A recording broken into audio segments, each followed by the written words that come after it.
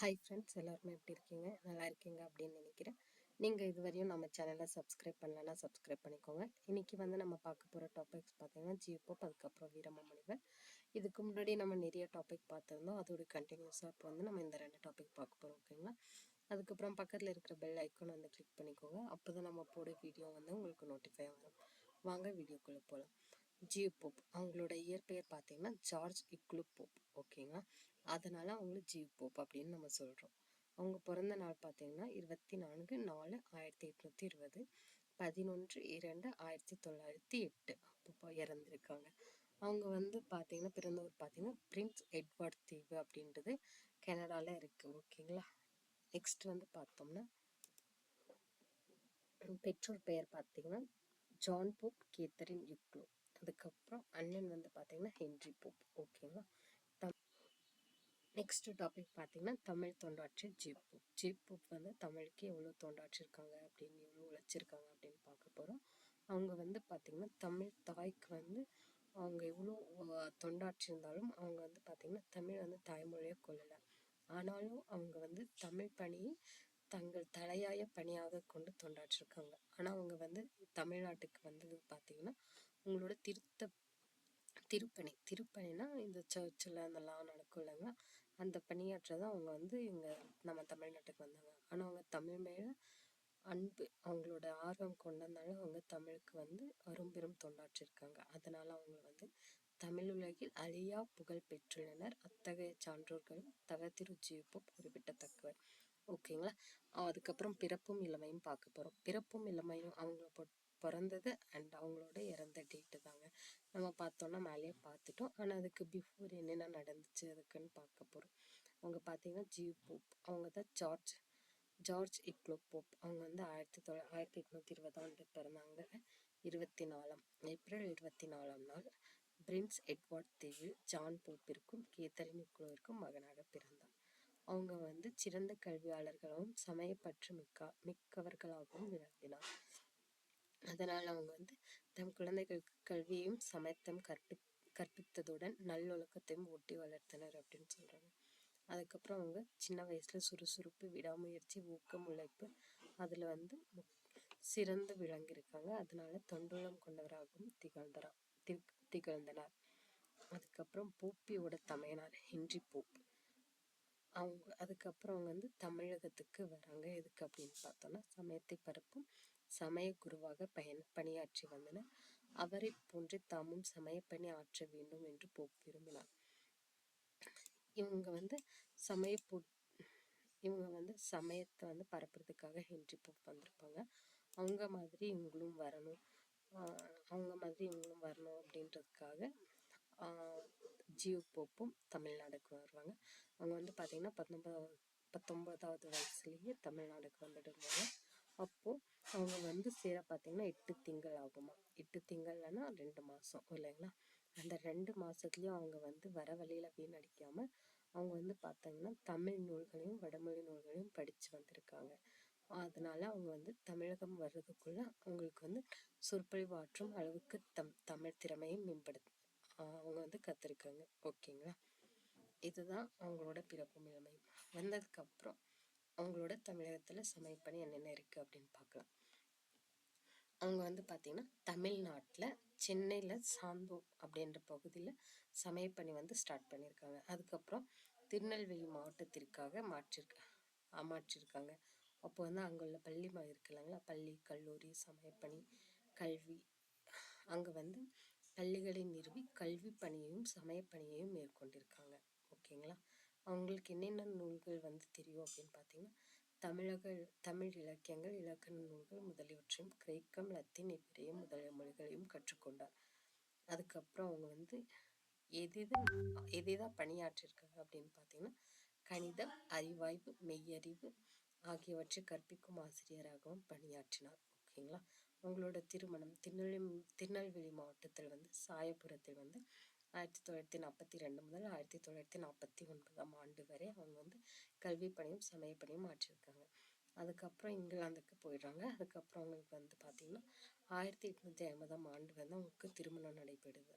அதுக்கப்புறமும் அவங்க அவங்களோட மனைவியோட தஞ்சாவூருக்கு திருப்பியும் வராங்க.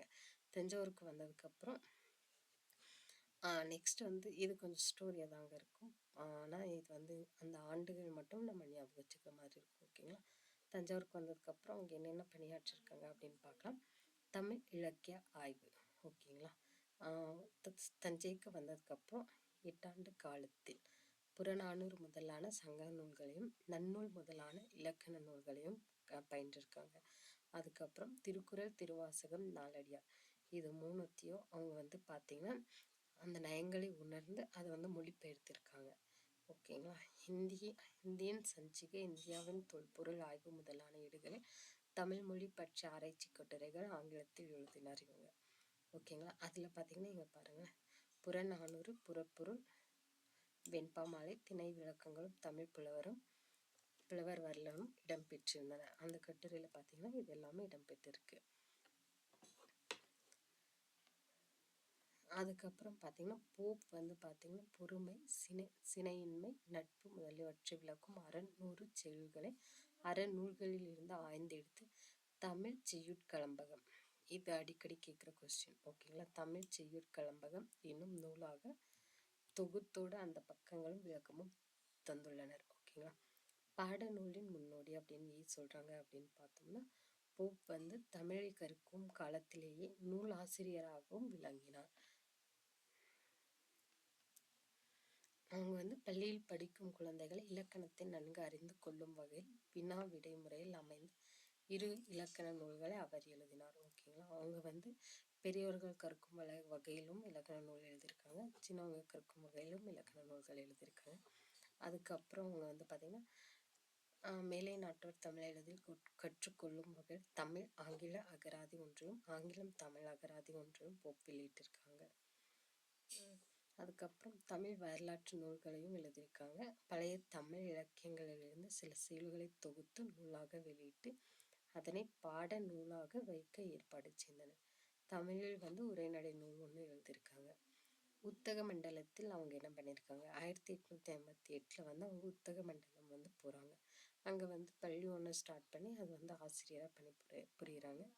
அங்கே வந்து அறநூறு செயல்கள், நட்பு முதலானவற்றை விளக்கும் அறநூறுகள் செயல்களை வந்து ஆய்ந்தெடுத்து தமிழ் செய்யுட்கள் மேலே பார்த்தோம்னா தமிழ் செய்யுட்கழகம் அதை வந்து எழுதியிருக்காங்க. அவங்களோட தமிழ் தொண்டு பார்த்தீங்கன்னா அவங்க வந்து அதுக்கப்புறம் பார்த்தீங்கன்னா 1885 முதல் 1908 அவங்க வந்து 1850லேயே அவங்க திருப்பி அவங்களோட தாயகத்துக்கு போயிடுவாங்க. ஆனால் அங்கே போயிட்டு வந்தால் அங்கே தமிழ் அந்த மாதிரி எதுவுமே இல்லாமல் தமிழ் எதுவுமே விடாமல் அங்கேயும் அவங்க பார்த்தீங்கன்னா அங்கே வந்து தமிழ் தெலுங்கு கற்பிக்கும் பேராசிரியராக பணிபுரிஞ்சிருக்காங்க. அதுக்கப்புறம் அங்கே தான் அவங்க என்ன பண்ணியிருக்காங்க, திருக்குறளை வந்து 1886 வந்து வெளியிட்டிருக்காங்க. அதுக்கப்புறம் பார்த்தீங்கன்னா திருவாசகத்தை வந்து 1900 ஆண்டு வெளியிட்டிருக்காங்க, ஆங்கிலத்தில் மொழிபெயர்ச்சிருக்காங்க. ஓகேங்களா? அவங்களோட இறுதி காலகட்டத்தில் புறப்பொருள், வெண்பாமாலை, புறநானூறு, திருவருட்பயன் முதலிய நூல்களை பதிப்பித்தார் இவங்க.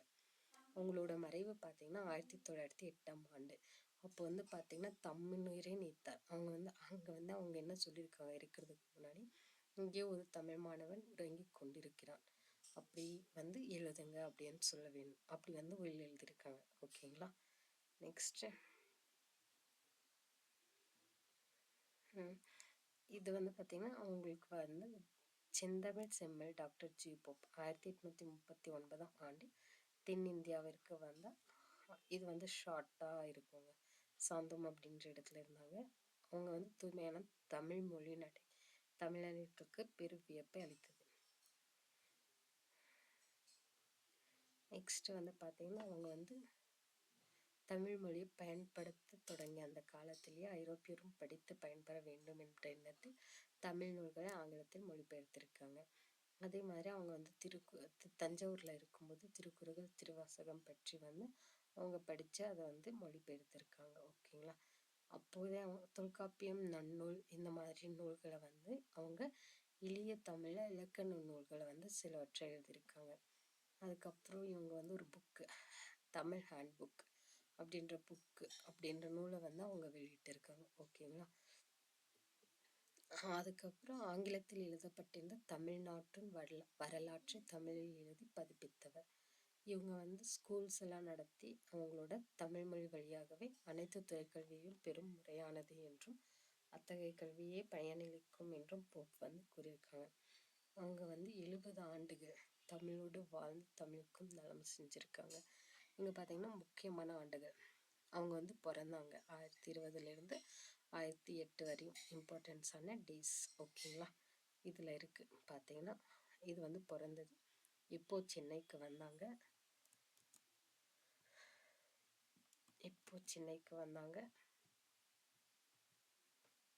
சென்னைக்கு வந்து பார்த்தீங்கன்னா 1839 வந்திருக்காங்க. அதுக்கப்புறம் 1842 49 திருநெல்வேலி மாவட்டத்தில் வந்து கல்வி ஆசிரியராக வேலை செஞ்சுருக்காங்க.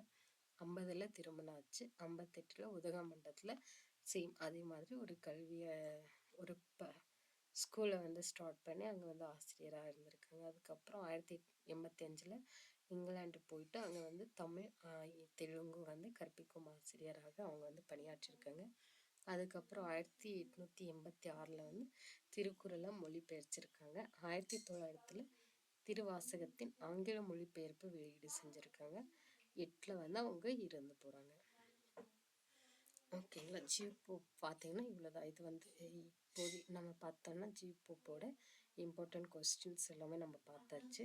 இப்போ வாங்க நெக்ஸ்ட் கொஸ்டின்ஸ் போகலாம். வீரமாமுனிவர் அவங்களோட வாழ்க்கையும் அவங்க என்ன பண்ணியிருக்காங்க, இது ரெண்டும் ஏன் ஒன்றா இருக்குன்னா இவங்களும் தமிழ்நாட்டுக்காரங்க இல்லை, வீரமாமுனிவரும் தமிழ்நாட்டுக்காரங்க இல்லை. ஓகேங்களா, வீரமாமுனிவர் பார்த்தீங்கன்னா அவங்களோட இயற்பெயர் பார்த்தீங்கன்னா கான்ஸ்டன்டின் ஜோசப் பிஸ்கி. இவங்க வந்து இட்டாலி, இவங்க வந்து கனடா.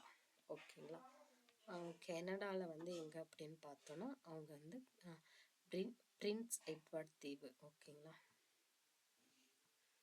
பிரின்ஸ் எட்வர்ட் தீவு கம்பேர் பண்ணி ஸ்டடி பண்ணோன்னா நம்மளுக்கு கொஞ்சம் ஈஸியாக இருக்கும். ஓகேங்களா, இவங்களோட அடிப்படை தகவல்கள் பார்த்திங்கன்னா இயற்பெயர் பார்த்திங்கன்னா கான்ஸ்டன்டின் ஜோசப் பிஸ்கி, பிறந்த நாடு இட்டாலி, பெற்றோர் கொண்டல் போவெஸ்கி எலிசபெத். இவங்க பார்த்திங்கன்னா 1680 அப்போவே ஜியு போப்பை விட இவர் வந்து பின்னாடி அவங்கள விட முன்னாடி வாழ்ந்த காலம். அவங்க வந்து 1882. இவங்க வந்து பார்த்திங்கன்னா 1600 ஜியு போப் பார்த்திங்கன்னா 1820. இவங்க பார்த்திங்கன்னா 1680. ஓகேங்களா, 1680 1747 வரையும் அவங்க இருந்திருக்காங்க. தமிழ்நாட்டிற்கு எதுக்கு வந்தாங்கன்னா அவங்களோட 30 வயசில் வந்திருக்காங்க. மறைந்த இடம் பார்த்திங்கன்னா அம்பலகாடு நம்ம தமிழ்நாடுல. அவங்களுக்கு என்னென்ன மொழி தெரியும் அப்படின்னா இத்தாலியம், லத்தீன், கிரேக்கம், எபிரேயம், தமிழ், தெலுங்கு, சமஸ்கிருதம் அவங்களுக்கு தெரிஞ்சது. அவங்களுக்கு யார் தமிழ் சொல்லி தந்தாங்க அப்படின்னு பார்த்தோன்னா மதுரையில் சுப்பிர தீபக் கவிராயர். ஓகேங்களா, முதலில் சூட்டி கொண்ட பெயர் வந்து தைரியநாதன். அவங்க வந்து கொஸ்டின்ஸ் எப்படி கேட்பாங்கன்னா கான்ஸ்டன்டின், தைரியநாதர், வீரமாமுனிவர் இந்த மூணு பேரும் கொடுத்துட்டு நெக்ஸ்ட் ஏதாவது ஒரு நேம் கொடுத்துட்டு இதில் மேட்ச் இல்லாத நேம் அந்த மாதிரி இந்த நேம் இருக்குது அப்படின்னு கேட்கலாம். ஓகேங்களா, இந்த 3 நேம் ஞாபகம் வச்சுக்கோங்க. Constantine Joseph Beschi, Dhairiyanathar, Veeramamunivar. ஓகேங்களா, வீரமாமுனிவரோட தமிழ் தொண்டை அப்படின்னு பார்த்தோன்னா இவங்க வந்து இத்தாலி நாட்டில் பிறந்தாங்க. அவங்களோட இயற்பெயர் பார்த்தீங்கன்னா கான்ஸ்டன்டின்.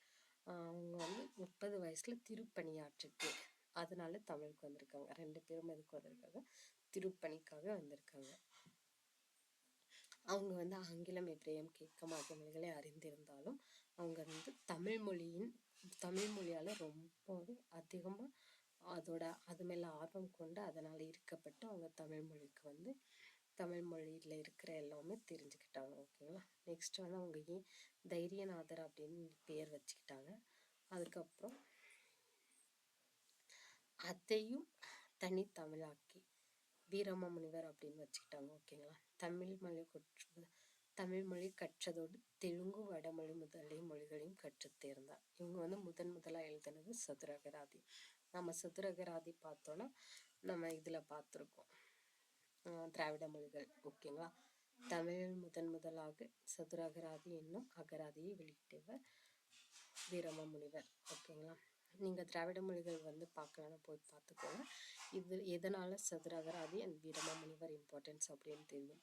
ஓகேங்களா, நெக்ஸ்ட் வந்து பார்த்தோன்னா தேம்பாவணி. இதுதான் கிறித்துவ காப்பியத்தை இயற்றியவர். தேம்பாவணி ஞாபகம் வச்சுக்கோங்க. அவங்க எழுதிய இலக்கண நூல் அவங்க எழுதிய நூல் அப்படின்னு கேட்டாங்கன்னா தேம்பாவணி. தேம்பாவணி வந்து கிறிஸ்துவ சமயத்தை பற்றி எழுதியிருக்காங்க. அவங்க திருப்பியும் தேம்பாவணியை என்ன பண்ணியிருக்காங்க, எழுத்து சீர்திருத்தம் பண்ணியிருக்காங்க. அதுக்கப்புறம் தொன்னூல் விளக்கம் அப்படின்ற இலக்கண நூலும், கலம்பகம் அம்மானை அப்படின்ற சிற்றிலக்கியமும், பரமாத்மா குரு கதை அப்படின்ற நகைச்சுவை, இது எல்லாமே ஞாபகம் வச்சுக்கோங்க. கேட்பாங்க. முதலாக எழுதிய நூல் அப்படின்னா சத்ராகராதி. அவங்க வெளியிட்ட நூல் அப்படின்னு கேட்டோம்னா தேம்பாவணி. தேம்பாவணியை என்ன வடிவத்தில் என்ன வடிவத்தை திருத்தி எழுதியிருக்காங்க அப்படின்னா எழுத்து சீர்திருத்தம். தொன்னூல் விளக்கம் என்ற இலக்கண நூலை படைச்சிருக்காங்க. சிற்றிலக்கியம் அப்படின்னு பார்த்தீங்கன்னா கலம்பகம் அம்மானை, பரமாத்ம குருகதை அப்படின்றது நகைச்சுவை. ஓகேங்களா. அவங்களோட முக்கிய படைப்பு பாருங்க இங்க இருக்கு. தேம்பாவணி அப்படின்னா கிறித்துவ காப்பியம். ஓகேங்களா. தொன்னூல் விளக்கம் இலக்கணம், சதுரகராதி அகராதி, பரமார்த்த குருக்கதை நகைச்சுவை, காவலூர் கலம்பகம் அண்ட் அம்மானை வந்து சிற்றிலக்கியம். ஓகேங்களா. வீரம முனிவருக்கு சிறப்பு பெயர் வச்சிருக்காங்க. கவியோகி சத்னாந்த பாரதி, சாரமம் தேம்பாவணியை தொடினும் தமிழ் மணம் கமலும். நெக்ஸ்ட் வந்து கவியோதி சத்தானந்தா பாரதி. இது வந்து தமிழ் மாலைகளில் ஒரு வாடாத கற்பக மாலை காணப்படுகிறது. அதுவே தேம்பாவணி என்னும் பெருங்காப்பிய மாலை.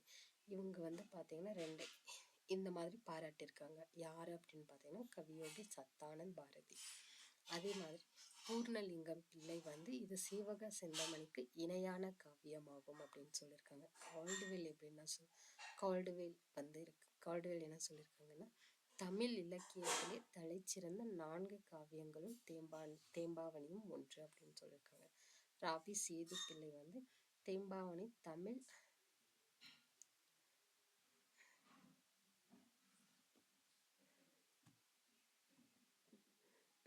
ராபி சேது பிள்ளை வந்து தேம்பாவணி தமிழ் அன்னையின் கழுத்தில் வாடாத மாலையாக திகழ்கின்றது.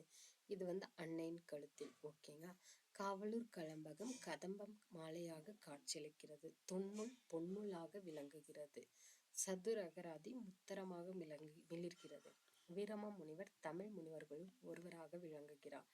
இது எல்லாமே ஞாபகம் வச்சுக்கோங்க. இது யார் சொன்னது அப்படின்னு சொல்லுவாங்க. ஒவ்வொரு லைன் கொடுத்தும் கேட்பாங்க, இல்லை எல்லாமே கொடுத்தும் கேட்பாங்க. ராபி சேது பிள்ளை. இது வந்து கவியோகி சுத்தானந்த பாரதி. இங்கே வந்து சா இருக்கு இல்லைங்களா, இது வந்து ஸ்பெல்லிங் மிஸ்டேக் வந்து மார்க் பண்ணிக்கோங்க. சுத்தானந்த பாரதி, கவியோகி சுத்தானந்த பாரதி. ஓகேங்களா. அவங்க வந்து என்ன சொல்லியிருக்காங்க அப்படின்னு பார்த்தோன்னா அவங்க வந்து சாரமாம் தேம்பாவணியை தொடினும் தமிழ் மானம் கமலும் என்கரமை அப்படின்னு சொல்கிறாங்க. நோட் பண்ணிக்கோங்க. சாரமாம் தேம்பாவணியினை தொடினும் தமிழ் மனம் கமலும் என்கரமே. யார் சொல்லியிருக்காங்க? கவியோகி சுத்தானந்த பாரதி சொல்லியிருக்காங்க. அவங்களே திருப்பி என்ன சொல்லியிருக்காங்க? தமிழ் மாலைகளில் ஒரு வாடாத கற்பக மாலை காணப்படுகிறது, அதுவே தேம்பாவணி அப்படின்னு சொல்லியிருக்காங்க. அதுக்கப்புறம் பூர்ணலிங்கம் வந்து இது சீவக சிந்தாமணிக்கு இணையான காவியம் அப்படின்னு சொல்லியிருக்காங்க. கால்டுவெல் வந்து தமிழ் இலக்கியத்துல தலை சிறந்தது அப்படின்னா தேம்பாவணியும் ஒண்ணு அப்படின்னு சொல்லியிருக்காங்க. ராபி சேது பிள்ளை வந்து என்ன சொல்றாங்க? தேம்பாவணி வந்து தமிழ் அன்னையின் கழுத்தில் வாடாத மாலையாக இருக்கு. காவலூர் கலம்பகம் அது ஒண்ணு நூல் நம்ம மேல பார்த்து இல்லைங்களா, சிற்றிலக்கியம். காவலூர் கலம்பகம் வந்து கதம்ப மாலையாக காட்சியளிக்கிறது. தொன்னூல் நம்ம மேல பார்த்தோம் இலக்கணம். தொன்னூல் வந்து பாத்தீங்கன்னா பொன்னூலாக இலங்குகிறது. சதுர அகராதி வந்து முத்தாரமாக மிளிர்கிறது. வீரமா முனிவர் வந்து தமிழ் முனிவர்களும் ஒருவராக விளங்குகிறார் அப்படின்றது ராபி சேது பிள்ளை வந்து சொல்றாங்க. ஓகேங்களா. அவங்களோட நூல்கள் வந்து பார்க்கலாம் வாங்க. அவங்களோட உரைநடை நூல்கள் வந்து வேதா விளக்கம், வாமனன் கதை, வேதியார் ஒழுக்கம், வேதகம் மறுத்தல், ஞான கண்ணாடி, லூதர் இனத்தியல்பு, செந்தமிழ் இலக்கணம், பரமார்த்த குருவின் கதை. ஓகேங்களா. இது வந்து நம்ம எப்படி ஷார்ட்கட்டா அப்படின்னு பார்க்கணும். இப்போ வந்து வேதா விளக்கம் அப்படின்னாலே கிறித்துவத்துல வேதம். ஓகேங்களா. வேதா விளக்கணம், வேதியார், வாமனன் கதை, வேதா விளக்கம், வேதியார் ஒழுக்கம், வேதியார், ஞான கண்ணாடி, எல்லாமே வேதம் ஞானம் அப்படின்னு வருது இல்லைங்களா. கிறிஸ்துவத்துல வேதா வேதியார் ஞான, செந்தமிழ் ஞான கண்ணாடிக்கு செந்தமிழ், பரமாத்திர குருவின் கதை, வாமனன் கதை, வேதகம் வந்து மறுத்தல், லூதர் இனத்தியல்பு. ஓகேங்களா. ஃபர்ஸ்ட் வந்து வேதா விளக்கம் ஃபர்ஸ்ட் வந்து பார்த்துக்கோங்க. வேதா விளக்கம் அப்படின்னு படிக்கிறோம். நெக்ஸ்ட் வந்து வேதியார் ஒழுக்கம், வேதத்தை விளக்குறோம், வேதியத்திலிருந்து ஒழுக்கத்தை எடுத்துக்கிறோம், ஒழுக்கத்திலிருந்து ஞானம் வரும். ஓகேங்களா. ஞான கண்ணாடி, ஞான கண்ணாடியில் நம்ம வந்து செந்தமிழ் இலக்கணம் வந்து கற்றுக்குறோம். செந்தமிழ் இலக்கணத்தை, செந்தமிழ் அப்படின்னு வரும்போது அவங்க ஒரு கதை, பரமாத்ம குருவின் கதை, அதுக்கப்புறம் வாமனன் கதை, அதுக்கப்புறம் லூதர் இனத்தியல்பு. ஓகேங்களா. வேதகம் மறுத்து லூதர் இனத்தியல்பு. ஓகேங்களா. வேதா வேதியா ஞானம் வருது, ஞானத்து மூலமா தமிழ் இலக்கணம், செந்தமிழ் இலக்கணம். நெக்ஸ்ட் பரமாத்மா குருவின் கதை, வாமனன் கதை, வேதியார் வேதகம் மறுத்தல், லூதர் இனத்தியல்பு. ஓகேங்களா. உரைநடைகள் இதுதான். நெக்ஸ்ட் வந்து சிற்றிலக்கியங்கள். திருக்காவலூர் கலம்பகம், அன்னை அழுங்கல் அந்தாதி. ஓகேங்களா. அன்னை அழுங்கல் அந்தாதி. நெக்ஸ்ட் வந்து கீத்தேரி அம்மாள் அம்மானை, அடைக்கால நாயகி வெண்பா, கருணாமரப பதிகம். ஓகேங்களா. திருநாவுக்கவலூர் கலம்பகம், அன்னை அழங்குல் அந்தாதி, கீத்தேரி அம்மாள் அம்மானை, கருணாமர பதிகம், அடைக்கல நாயகி வெண்பா. இங்கே வந்து பார்த்தீங்கன்னா கொஞ்சம் எல்லாமே ஹிந்து கடவுள் மாதிரி இருக்கு. திருக்காவலூர் கலம்பகம், அன்னை அழுக்கல்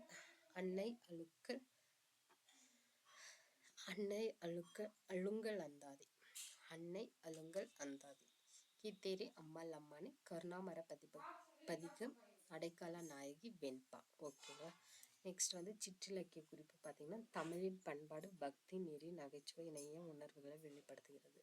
நம்ம மேலே சொன்ன மாதிரி தாங்க. கடவுள் பற்றி எல்லாமே இந்து சமஸ்கிருத கடவுள், இந்து கடவுள் பற்றி எல்லாமே இருக்கு.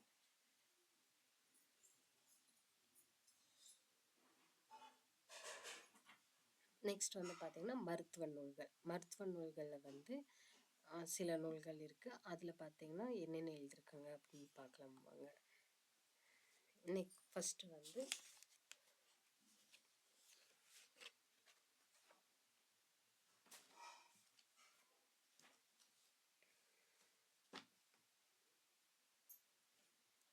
ஃபஸ்ட்டு வந்து பார்த்தீங்கன்னா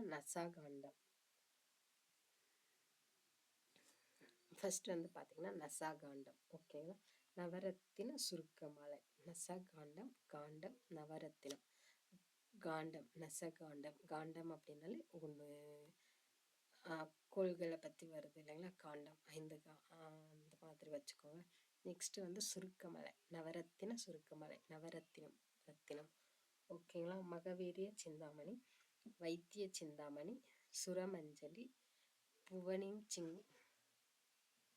புவன சிங்கக்காய் எண்ணெய், மேகநாத தைலம், கழிவெண்பா, குணவாடகம், பஞ்சாட்சரம் மொழி எண்ணெய், அனந்தக சந்திர சங்கர எண்ணெய், வீரமெழுகு, முப்பு சூத்திரம், அனுபோக வைத்திய சிந்தாமணி, வீரிய சிந்தாமணி 2ஆம் பாகம், குணவாடகம், நிலக்கண்ணாடி. ஓகேங்களா. டோட்டலாக 16 இருக்கு. ஃபர்ஸ்ட் வந்து பார்த்தீங்கன்னா நசகாண்டம், நவரத்தின சுருக்கமாலை, மகவீரிய சிந்தாமணி, வைத்திய சிந்தாமணி, சுரமஞ்சரி, புவனச்சிங்கக்காய் எண்ணெய், மேகநாத தைலம், கழிவெண்பா, குணவாடகம், பஞ்சாட்சரம் மூலி எண்ணெய், ஆனந்தக சந்திரசங்கர எண்ணெய், வீரமெழுகு, முப்பு சுத்திரம், நொண்டி சிந்து, அனுபோக வைத்திய சிந்தாமணி, வீரிய சிந்தாமணி 2ஆம் பாகம், குணவாடகம், நிலக்கண்ணாடி. ஓகேங்களா. காப்பியம் வந்து பார்த்தீங்கன்னா தேம்பாவணி, கிறிஸ்துவ சமயத்தின் கலைக்காஞ்சியம் காப்பியம். ஓகேங்களா. அகராதி நூல்கள் வந்து சதுர அகராதி, அது தமிழ் லத்தீன் அகராதி, போர்த்துகீசியம் தமிழ் லத்தீன், இதில் எழுதியிருக்காங்க. ஏளன இலக்கியம் பார்த்தீங்கன்னா பரமாத்ம குருக்கதை. ஏளன அப்படின்னாலே நகைச்சுவை. தொகுப்பு பார்த்தீங்கன்னா தமிழ் செய்யுள் தொகை. இலக்கண நூல் பார்த்தீங்கன்னா குட்டி தொல்காப்பியம் வந்து தொன்னூல் இலக்கணம் வந்து குட்டி தொல்காப்பியம் என கூறுறாங்க.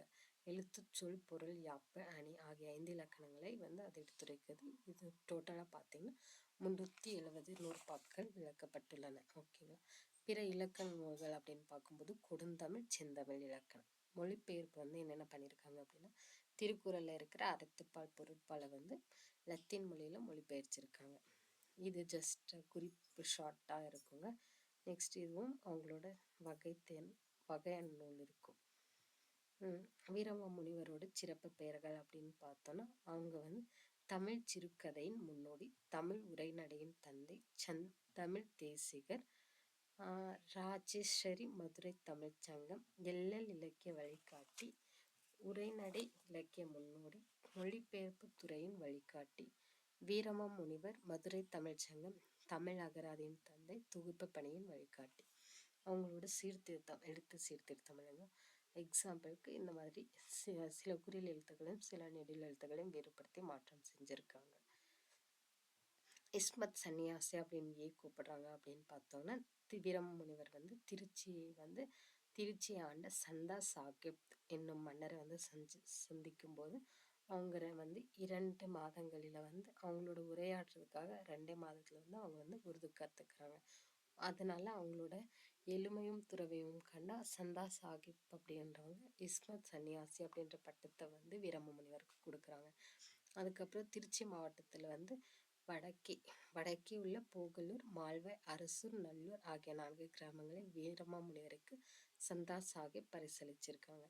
1740 வரை திருச்சியில் திவான் பதவியில் அவங்க இருந்திருக்காங்க. ஓகேங்களா.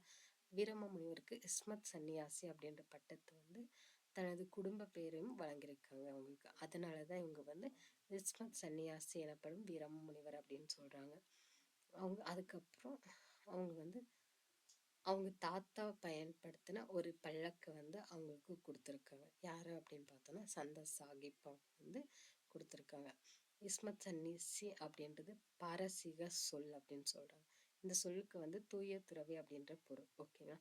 பெயர் காரணம் தேம்பா கூட்டல் அணி, வாடாத மாலை. தேம்பா கூட்டல் அணி அப்படின்னா வாடாத மாலை. தேன் கூட்டல் பா கூட்டல் அப்படின்னா தேன் போன்ற இனிய பாடல்களால் ஆன மாலை. ஓகேங்களா. காண்டங்கள் பார்த்தீங்கன்னா 3 இருக்குது. படலங்கள் பார்த்தீங்கன்னா 36 இருக்குது. நெக்ஸ்ட் பாடல்களின் எண்ணிக்கை 3615 இருக்குது. ஓகேங்களா. நெக்ஸ்ட் இது எல்லாமே எக்ஸாம்பிளுக்காக கொடுத்துருக்கோம், ஒரு ஷார்ட்கட் ஞாபகம் வச்சுக்கிறதுக்காக. ஓகேங்களா.